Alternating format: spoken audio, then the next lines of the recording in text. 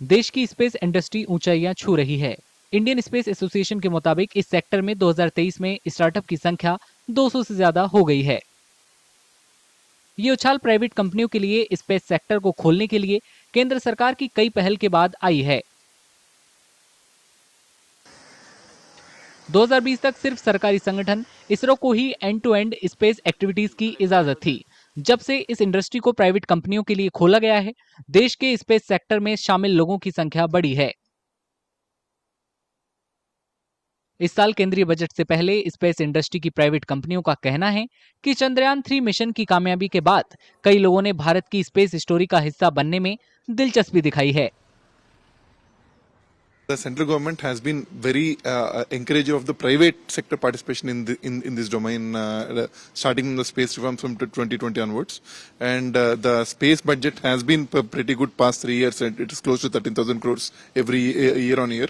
And Indian government is very bullish on Indian Space Research Organization doing the space exploratory missions after the success of our Chandrayaan 3. नागर भारत डाका को इस sector में private कंपनियों की दिलचस्पी बनाए रखने के लिए सरकारी नीतियों के जारी रहने की भी उम्मीद है। Private industry, currently the private industry is coming into domains of space where the commercial opportunity is existing. Currently small satellite launching is an opportunity which has a commercial opportunity around the world, and thereby we are getting into developing small launch vehicles, and ISRO is can concentrate on the exploratory missions and more R&D focused stuff. So in the future, what the key thing the government can do to help sustain the private industry is government being the anchor customer.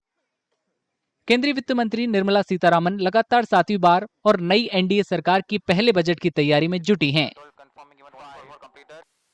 ऐसे में space industry को उनसे budget में निजी भागीदारी को बढ़ावा देने के कदम उठाए जाने की उम्मीद है।